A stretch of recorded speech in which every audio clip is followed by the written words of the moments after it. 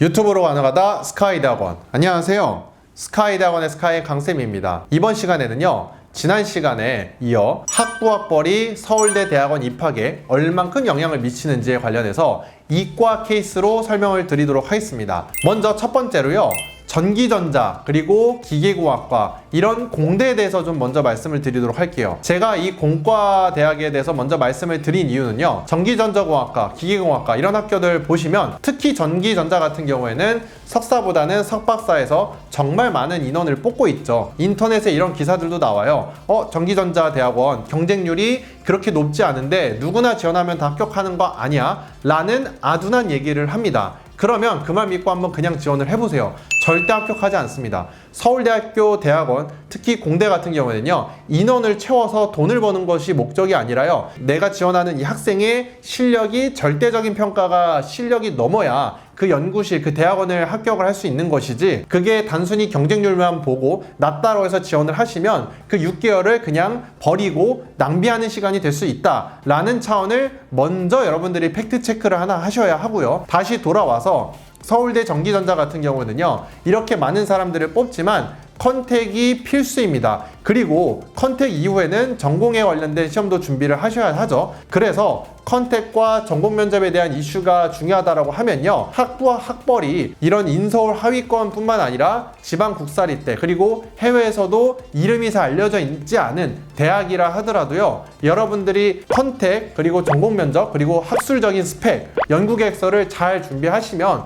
사실 어느 학교라 하더라도요, 저는 충분히 해볼 수 있다고 생각을 해요. 그런데요, 내가 만약에 인서울 하위권이나 지방 국사립대인데 아무런 학술적인 스펙이 없고 단순히 학점만 3.2에서 3.5고요. 영어 점수, 뉴테스트 점수 겨우 지원 자격 점수 340점 넘기신 상태에서 다른 학술적인 스펙이 없이 내가 그냥 지원하면 합격하나요? 그럼 내 학벌이 괜찮나요? 이렇게 물어보는 건 저는 의미가 없다고 생각합니다. 앞서서 다시 말씀드렸지만 컨택이 중요하고요, 전공 면접 잘 준비하는 거 중요하고요, 연구 계획서 중요하고요, 학술적 스펙이 잘 중요하기 때문에요, 이런 부분들을 잘 준비를 하셔야 하고요. 지금 이 영상을 보시는 시점이 만약에 3학년 2학기다 그럼 지금 당장 저한테 문의로 오시는 게 좋습니다. 1년 전에 오시면 상대적으로 더 할 수 있고요, 2학년 2학기다 2년 전이라고 하면 저한테는 더 좋아요. 근데요, 당장에 뭐 한 몇 달 이전에 연락이 두세 달 와서 그냥 지금 지원하면 될까요? 라고 얘기하시면요, 저는 절대로 서울대학교, 연세대학교, 고려대학교 모두 다 합격이 보장된다, 될 수 있다, 절대 이렇게 이야기하지 않습니다. 상당히 불리하신 입장인데요, 지금 당신의 학술적 스펙이 어떻게 돼 있는지를 볼게요. 컨택 현황이 어떻게 돼 있는지를 볼게요.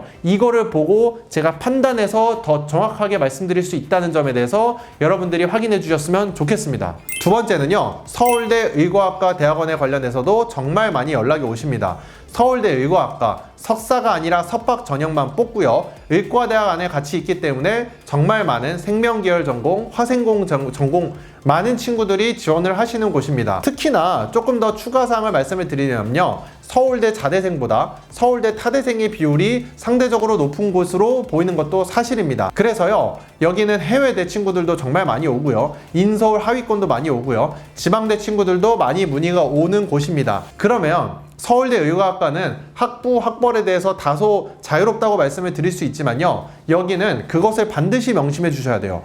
인턴을 방학 때 따로 모집을 하는 게 있습니다. 최대한 이 인턴 모집에 대해서 지원을 하시는 것을 추천을 드리고요, 내가 만약에 이 인턴을 합격했다고 해서 서울대 의과학과 합격이 보장된다? 그것도 절대 아닙니다. 여기는요, 모집 인원보다 인턴 비율을 더 많이 뽑기 때문에요, 제가 상대적으로 봤을 땐 인턴에 대해서 2대1에서 3대1, 즉 인턴이 2명에서 3명이 있으면 그 중에서 1명만 된다라는 것을 여러분들이 염두를 하셔서 인턴 됐다고 다 된 게 아니라 연구 계획서 준비 잘 하셔야 되고요, 전공 면접도 잘 준비하셔야 하고요, 추천서도 잘 받으셔서 서울대 의과학과 마무리를 잘 하셔야 된다라는 것을 말씀드립니다. 그리고 다음으로는요, 서울대 데이터 사이언스 대학원에 대해서 말씀드릴게요. 이 서울대 데이터 사이언스 대학원, 제가 뭐 이과에 소개를 하긴 했지만요, 문과 학부 출신 분들이 정말 많이 지원을 하십니다.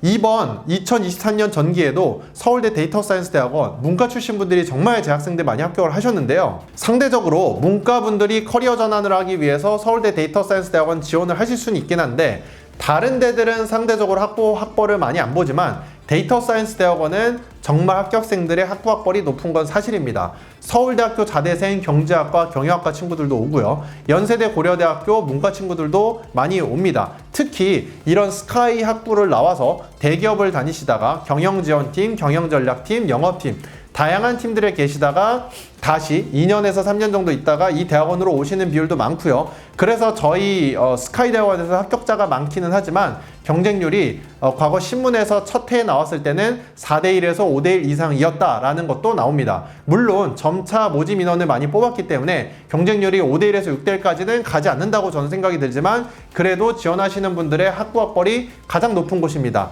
서성한 친구들도 물론 합격을 많이 하지만요. 인서울 하위권 그리고 지방대로 갈수록 서울대 데이터사이언스 대학원의 경우에 대해선 제가 반드시 합격이 그래도 용이하다라고 얘기하기 가장 어려운 전공이기도 합니다. 네, 오늘 이 시간에는요 대표적으로 문의가 가장 많이 오는 세 가지 전공에 대해서 먼저 말씀을 드렸고요. 그 외에 컴퓨터공학과, 산업공학과 등 이런 공대는 제가 아까 말씀드린 전기전자와 유사한 방향으로 준비를 좀 하시면 되고요. 그 외에 자연과학대학 같은 경우에도요 인턴을 여러분들이 반드시 신청을 해주셔야 되고 전공시험에 대한 난이도도 정말 높기 때문에 이런 자연과학대 준비하시는 분들이 전공시험만 준비하셔도 안 되고요. 컨택만 준비하셔도 안 된다는 점. 다만 이 두 가지를 좀 더 잘한다고 하면 자연과학대학 또한 학부학벌에 대해서도 열심히 역전해 볼 수 있다라고 얘기할 수 있습니다. 다음 시간에 여러분들이 좀 더 궁금하신 정보를 대상으로 제가 찾아뵙도록 하겠습니다. 지금까지 스카이 대학원의 스카이 강쌤이었습니다. 감사합니다.